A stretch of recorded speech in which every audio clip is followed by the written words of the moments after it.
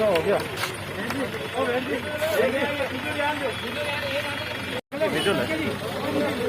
Photo है।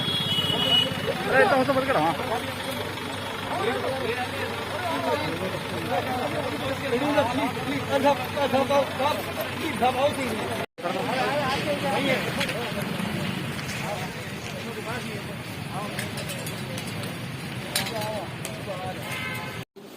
दिल्ली जाते होंगे थोड़ी दिन आप अब तो वाटर दिल्ली बाहर क्या है दिल्ली के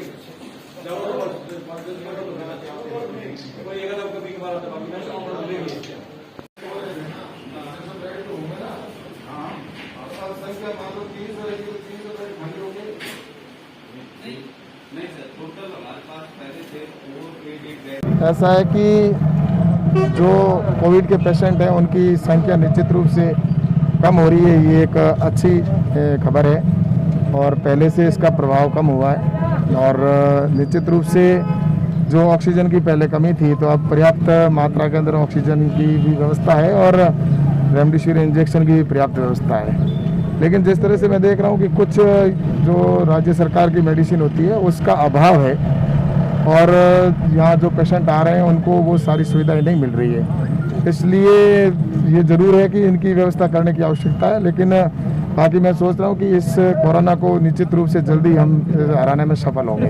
सर 3 तरह के इंजेक्शन है, कुछ टेस्ट किट है जो सरकारी अस्पताल में जांचें होती थी 150 में जांचें हो जाती थी जो बाहर से 5,000 रुपये मरीज को खर्च करने पड़ रहे। ये तो मैं देख रहा हूँ कि इस पर राज्य सरकार का भी कोई कंट्रोल नहीं है और जिसकी वजह से अंदर से जांचें जो अंदर होनी चाहिए वो बाहर जांचें हो रही है जिससे वहाँ पर बाहर पैसे भी अधिक लिए जाते हैं। मेडिकल के अंदर भी राज्य सरकार ने घोषित कर रखी है कि ये निःशुल्क हम देंगे, लेकिन वो निःशुल्क के नाम पर सिर्फ मीडिया के अंदर सुनने को मिलता है, एडवर्टाइज के अंदर सुनने को मिलता है। लेकिन हकीकत ये है कि जो गरीब व्यक्ति है उसको बाहर से दुकान से ही लानी पड़ रही है।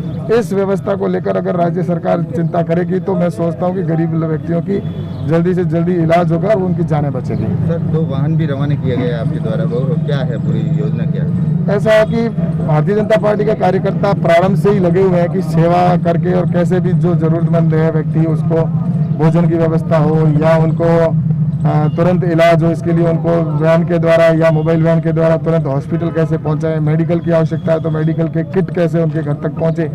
इस दृष्टि को लेकर भारतीय जनता पार्टी के कार्यकर्ता प्रारंभ से लगे हुए हैं और चाहे वो उसके लिए ऑक्सीजन कंसंट्रेटर हो वो भी हमें दिए, बीजेएस के द्वारा भी यहाँ पर सहयोग किया जा रहा है, अन्य भामाशाहों के द्वारा भी सहयोग किया जा रहा है और स्वयंसेवी संस्थाएं भी निश्चित रूप से लगी हुई है और भारतीय जनता पार्टी के कार्यकर्ता भी लगे हुए हैं कि किसी तरह से इनकी जानें बचे। तो उसी दृष्टि से आज यहाँ पर 2 बसें हैं वो प्रारंभ की गई है जो वैन के रूप में जाएगी। जहाँ भी समाचार मिलेंगे कि कोविड पेशेंट है तो उसको लेकर तुरंत उनको हॉस्पिटल तक पहुँचाया जाए, इसके लिए भी भारतीय जनता पार्टी कार्यकर्ताओं ने यहाँ से मोबाइल वैन भी प्रारंभ की है। सर आपने पूर्व में आरोप लगाया था भाजपाइयों का जो विपक्ष है उसका सपोर्ट नहीं करता है स्थानीय प्रशासन, और अभी ताज़ा मामला जो हुड़ामलानी विधायक है उन्होंने इस्तीफा दिया, इसके बारे में आप क्या कहेंगे? मेरा तो इसमें यही कहना है कि पक्षपात तो प्रारंभ से ही हो रहा है।